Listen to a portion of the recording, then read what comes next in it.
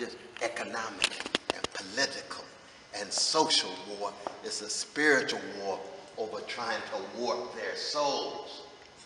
And once that happens, then how in the world does one ever straighten your back up to tell the truth and bear witness and be connected to something bigger than your next moment of immediate pleasure? Now that's a serious issue. Because black people, our freedom struggle has been the leaven in the American progressive loaf. Be it abolitionism, the struggle against Jim Crow Senior, the struggle against Jim Crow Junior today. And when black folk get weak, or bought off, or sold out, you can rest be assured that the larger forces for social transformation in America are also very weak. And what's so beautiful about this moment, I'm gonna sit down, is the age of Ferguson. Come on, man. Oh, yes, we got some young folk of all colors, but disproportionately chocolate. They straightening their backs up. And once you break the back of fear, once you're hungry and thirsty for something more in the next moment of gratification, of pleasure, then you find out there's something called joy. And young people are hungry for joy. So much of American culture is just a joyless quest for pleasure. You get all the pleasure in the world and still empty. Get all the pleasure in the world and still suffer from spiritual malnutrition or moral constipation. That emptiness of the soul, coarsening of conscience and hardening of heart and stinginess of the spirit. You can't have a movement unless you have folk who find joy in serving others, joy in fighting for justice.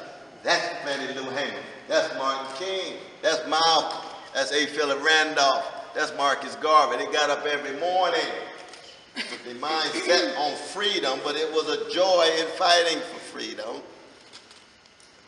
Young folk hungry for that because they haven't had that in a long, long time.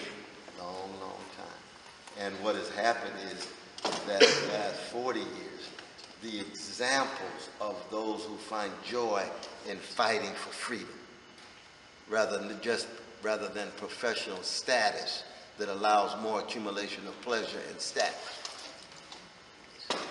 So the young people have been exposed to black professional class, where they become the measure of success. How much money they making, what positions they have, how often they on television. And those who are locked into the basement, everyday folk, their plight is overlooked. And I think this is true for society as a whole. But I'm looking at it especially from the vantage point of the Black Freedom Movement, because if we can somehow jumpstart the Black Freedom Movement with younger folk who have a sense of ancestor appreciation without a sense of ancestor imitation. You got to appreciate those who fought and sacrificed, but you don't have to imitate them. Imitation is suicide. You got to find your own voice in the new circumstances and conditions in which you find yourself, but you're still part of what the Isley brothers call a caravan of love, because that's what the Black Freedom Movement is. The gentle genius from the west side of Chicago dropped out of 8th grade named Curtis Mayfield.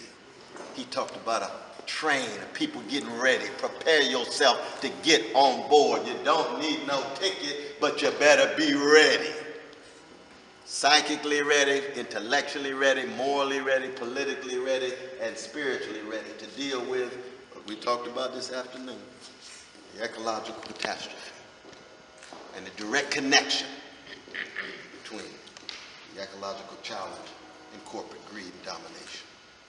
The nuclear catastrophe escalating, Cold War increase in Russia and the United States, and then the moral, the psychic, the political, and the economic catastrophe. I come from a blues people, and the blues is about catastrophe. Ralph Ellison said,